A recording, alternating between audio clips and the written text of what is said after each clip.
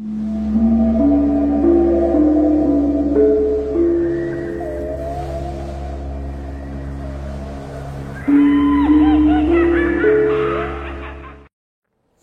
lagi jalan juga di kayak turunan gitu, tiba-tiba pagernya dari ujung ke ujung berubah jadi kunti semua tuh. Panjang. Assalamualaikum warahmatullahi wabarakatuh, Sobat Mistis. Selamat datang di channel YouTube Mbah Mijan.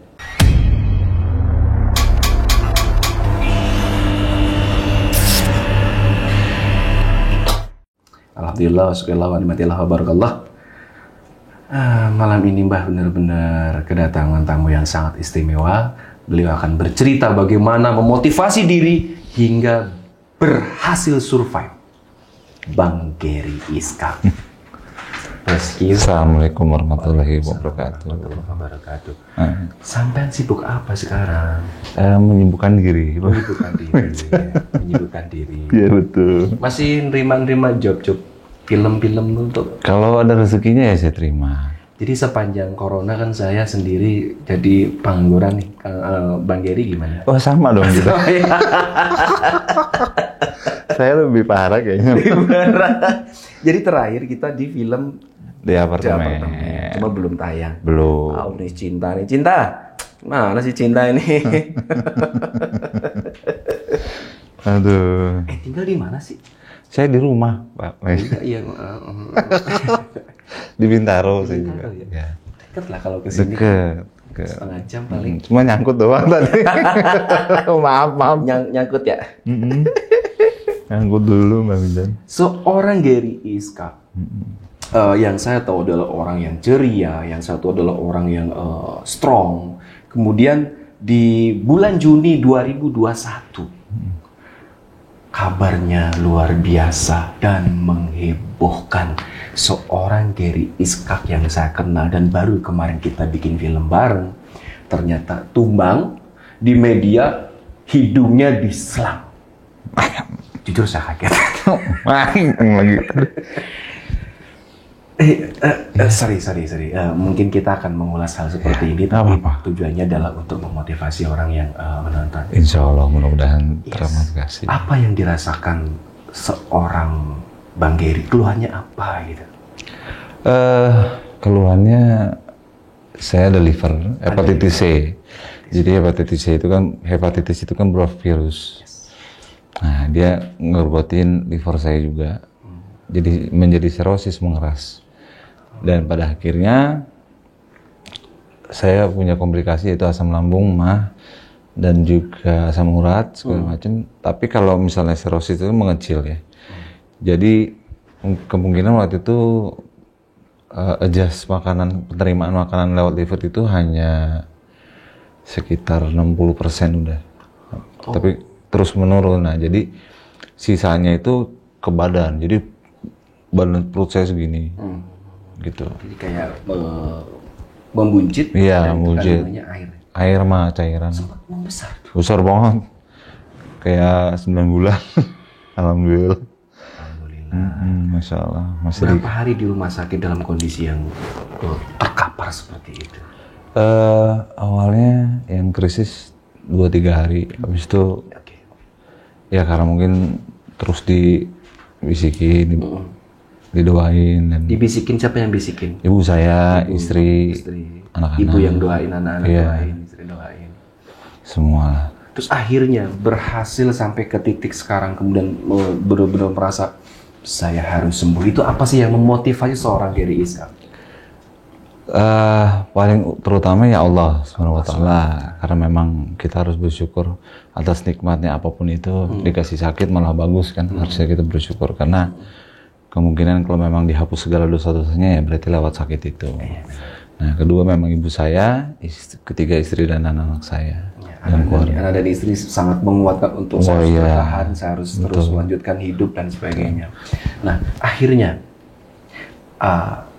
kemudian sehat, apa ada yang misalnya apa ada yang dibaca misalnya gitu, zikir dalam hati atau apa, ini sangat bagus loh buat teman-teman yang nonton. Ya, saya waktu itu sholawat Nabi sih. Dalam kondisi sakit, membaca sholawat Nabi. Sholawat Nabi selalu.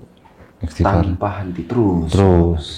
Nah itu teman-teman, jadi kalau ada teman-teman yang saat sekarang menonton dan mungkin dalam kondisi yang kurang sehat, ada tips ajaib obat dari Bang Gary, sholawat Nabi, sholawat Nabi, sholawat Nabi.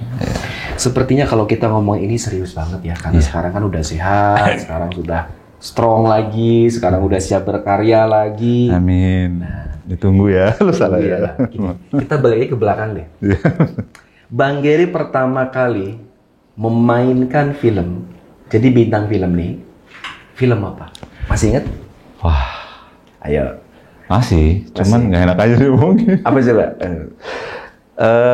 Film, kalau zaman dulu film SKS, Bang Mija. Iya dulu ya.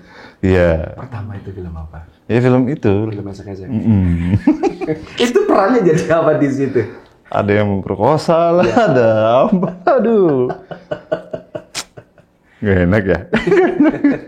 Tapi masuk entertainment itu tahun berapa? Tahun 90-an memang. 90-an? Iya. Saya dulu bantuin di art, terus anak lighting, jadi driver juga. Semua saya kerjain. Akhirnya suatu hari produser ngeliat dan dia tahu akhirnya, oh kamu adanya Renaldi Iskak, ya kan? Iya Pak. Oh udah yuk, bagus main aja. Wah, saya mendingan jadi kru aja deh. Nggak, yuk harus coba main. Saya nggak bisa main. Wah, dipaksain akhirnya main. Itu main gini-gini teman. Hampir diteriakin, hampir disambit sama sutradaranya. Lu bisa main nggak? Lu bikin gua. Dulu kan pakai film ya. Betul. Jadi kan film roll itu kan mahal. Lumayan lah, mahal banget. Jadi nggak bisa kita lihat. Kalau kayak sekarang kan kita bisa lihat nih. Wah, Ya. di TV gitu kan. Kalau dulu kan lihatnya dari kamera. Benar.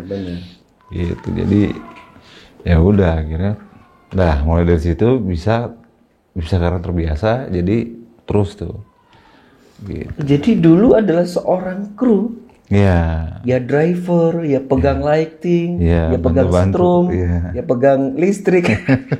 Apa aja lah dulu. Jadi bener-bener gak nyangka kan, jadi artis dan sampai sekarang jadi pemain film. Amin. Oke, film yang paling berkesan sepanjang menjadi seorang bintang film apa? The Bee Gees. The Bee Itu Gees. yang paling Iya. berkesan. Apa yang membuat Anda berkesan? Nggak lepas.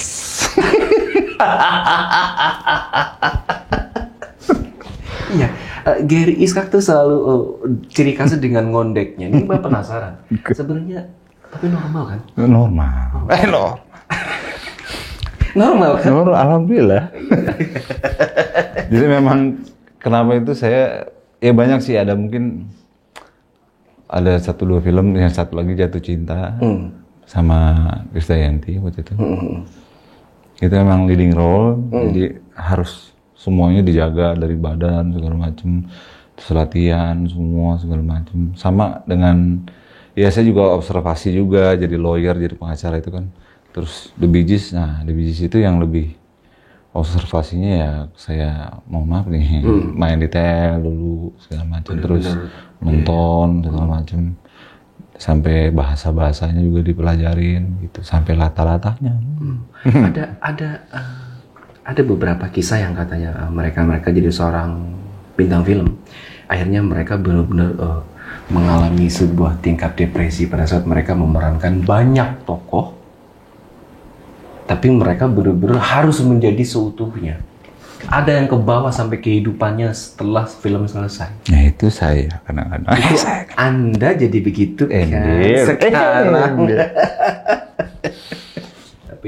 Tapi itu hanya untuk action saja, acting saja tuh. Iya. Aslinya normal. Wah, normal. Iya. Oke. Karena kalau dibahas yang masalah tadi kita balik lagi supaya bisa normal itu akan panjang sebenarnya. Ada penjelasannya sebenarnya. Oh seperti itu ya. Iya, karena Disingkat dikit lah. Aduh, gimana? jadi kalau di luar sama di sini kan, kalau di luar disiapkan psikiater, selesai dari mainin karakter itu kita dibalikan normal. Benar. Tapi kalau di sini kan kita semua harus ngeluarin sendiri. Belum tentu dihargai dengan harga yang sama gitu. Gitu. Jadi memang semuanya harus berusaha kerja keras. Dan memang kadang-kadang kita kebentur atau enggak kepentok dengan ekonomi. Jadi mau tidak mau ambil belum selesai yang ini, lagi berjalan yang ini ngambil yang ini, berjalan ini.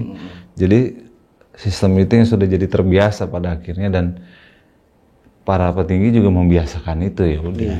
Tapi tanpa harus bisa. Betul. Gitu. Luar biasa Bang Gary. Betul. Terus katanya sekarang ada bisnis apa? Kemarin Mbak dengar ada mie ayam juga. Iya, sempat buka mie ayam cuman kayaknya salah bukanya gitu. Kok Wah, bisa? timingnya salah. Corona ya. Iya, betul. Corona 2 tahun akhirnya pada istirahat. Karena Tapi udah jalan lagi sekarang. Belum paling pre-order aja maksudnya kalau mau pesan baru. Kemarin kan dibilangin, "Mbah, ayo Mbah main ke rumah abang gue." Gitu si Asya.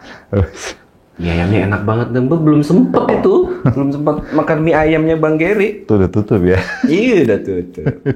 Tapi ada bisnis lain lagi. Belum ada. Saya Belum ada ya. apa ya Kak, kalau kata orang-orang tangan saya nggak bagus di bisnis. Oh, kalau saya mengatakan bagus gimana? Ya nggak tahu, mungkin belum ketemu yang pas. Tapi kalau ketemu dengan yang pas mungkin iya. Tapi kalau kan saya juga nggak tahu nemuin yang mana, saya kan selalu mintanya sama Allah tunjukin. Tapi dikasih jalannya kayak kemarin kayak mie ayam, entah itu jadi apa enggak ya saya jalanin aja gitu. Pada akhirnya yang penting saya sudah ikhtiar, tapi ya memang waktunya timingnya yang tidak pas gitu. Jadi buka jam 1, jam 7 suruh tutup setiap hari. Jadi malah uang sewanya sama bayar-bayar itunya. Gitu. Tapi aktif juga di channel YouTube? Lagi bikin atau? Iya lumayan, alhamdulillah lumayan aktif. Lumayan Lagi aktif ya ada namanya Moktau gitu. Jadi Moktau itu mau tahu aja. Oh, mau tahu aja. Channelnya namanya Gary Ishak. Gary Skak Moktau ya. Gary Ishak Mau tahu. Mau MOEKTOE. Mau tahu. Oh. Itu ya guys, nanti di follow di subscribe, Di like sama juga Mbak juga. di like ya. Channelnya di like, di share, di komen, di bell semuanya. Betul. Tapi memang perjuangan kita dari dulu menjadi seorang artis di tempo 90-an dengan artis di tahun 2021 udah jauh banget berbeda. Betul. Kalau boleh diceritakan kembali ke masa lalu, perjuangan artis-artis dulu itu beneran berjuang loh. Iya. Beneran berjuang loh Bang. Dan beneran berkarya kayaknya. Dan berkarya. Nah, kalau Dan sekarang dihargai karyanya. Nah, kalau sekarang kan yang penting goyang, seru, viral, jadi artis. Nah, memang Dapat uang ya. iya dapat uang. Iya. Saya kok enggak ya? Nah, belum. Luar Nanti. biasa. Di cerita Mbak Mijan ada cerita mistis. Oh, aduh. Di podcast saya ada istilah cerita mistis. Apakah seorang Gary Ishak punya pengalaman mistis? Karena kemarin film terakhir itu kan horor tuh film. Ya, tapi saya nggak ketemu. Saya nggak ketemu. Oh gitu ya. Nah, tapi kalau zaman dulu, waktu zaman sekolah, Oke. di Kalimantan, wah sering. Emang aslinya Kalimantan? Ada sedikit. Oh, oke. Jadi, Gimana tuh? kalau sekolah, ya jadi dulu tuh, saya ingat banget, kalau di sana kan memang terkenal itu ya. Jadi saya mau belajar, ceritanya mau belajar bareng ke rumah temen. Dia habis sholat, jadi ini rumahnya, jadi kayak perempatan gitu kan. Kalau di Pertamina, komplek Pertamina itu kan nggak bahaya lah, maksudnya nggak ada mobil kayak gitu-gitu kan. Nah di sini sih turunan gitu. Jadi kayaknya dia memang sengaja mau nakut-nakutin saya pakai ini apa? Oh, mau kena yang putih semua tuh. Oh. Di gini. Saya, wah apaan tuh sih turun? Tapi belakangnya ternyata ada yang lebih gede gini. Wah, saya langsung, jadi sepedanya nyampe, saya nggak. Balik nyampe ke rumah, lu yang ngerjain gua dong. Banyak sih, terus ngeliat, jadi ada rumah sakit tua bekas Belanda juga di situ. Saya lagi jalan juga, dia kayak turunan gitu, tiba-tiba pagernya dari ujung ke ujung berubah jadi kunti semua tuh. Panjang sama tuh, yang jalan sepedanya doang. Saya di situ diem kabur. Sama kuyang, tuh, kalau di Bali kan leak. Di Bali leak ya, di Kalau di Kalimantan kuyang. Pernah lihat? Oh, itu pernah asli, jadi deket banget. Kita masih nggak ngeh tuh, dari jauh udah kelihatan tuh apaan nih, tuh apaan, warna-warni. Tapi dia terbang warna-warni kan. Apaan tuh ya? Pas udah deket tuh, wow, kuyang lari. Kepala, jantung, usus, paru. Jadi kepala dan jeroan terbang. Nah, ternyata kan kalau di Kalimantan itu punya cerita, ya kalau nggak salah ya, Iya, maaf. iya. Maaf kalau salah. Iya. Jadi emang kayak ada turunan, bukan asli memang itu. Jadi memang dia berubah jadi memang suatu hari saya ketemu ada orang yang sininya nggak ada, jadi merah. Jadi kalau misalnya memang dia keturunan dia kayak emang ininya sih gitu. Iya. Di sini merah.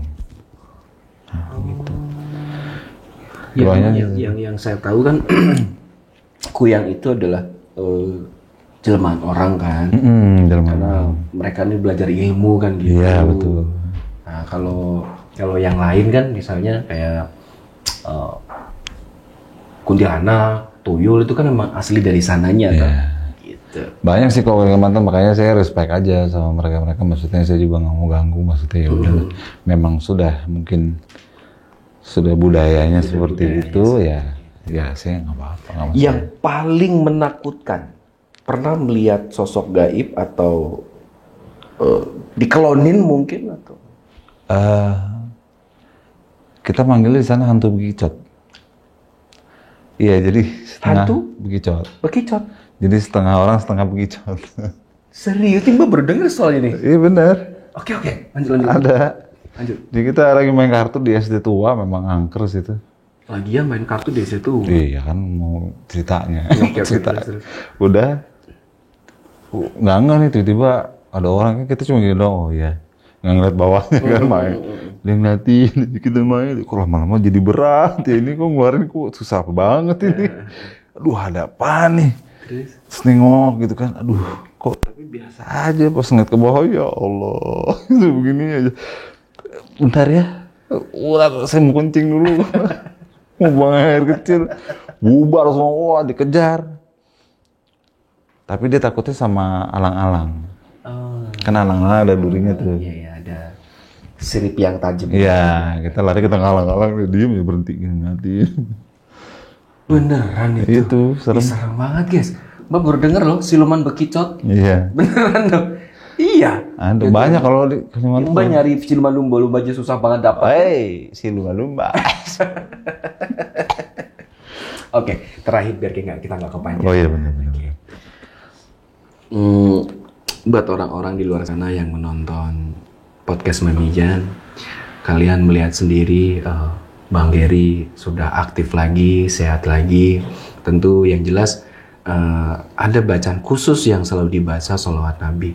Lalu selain itu, apa yang membuat bener-bener saya harus sembuh? Kan ada istri, ada anak, ada orang tua. Tanggung jawab saya yang saya harus penuhi. Nggak hanya ke orang tua, tapi ke Allah terutama. Karena Allah menitipkan segala tanggung jawab kita kepada ibu saya, kepada istri dan anak-anak saya, kakak saya, adik saya, semua orang-orang yang terdekat sama kita yang memang kita sayangi juga termasuk salah satu tanggung jawab kita juga gitu. Guys, gitu. Tanggung jawab kita kepada Allah. Bahasa saya adalah ya kita kan nggak ada yang tahu siapa duluan dan sebagainya. Barangkali Mbak Mila duluan juga nggak ada yang tahu. Tapi artinya ketika kita punya bekal, maka itu salah satu dari kita bertanggung jawab. Betul. Terima kasih. Sama-sama, luar biasa.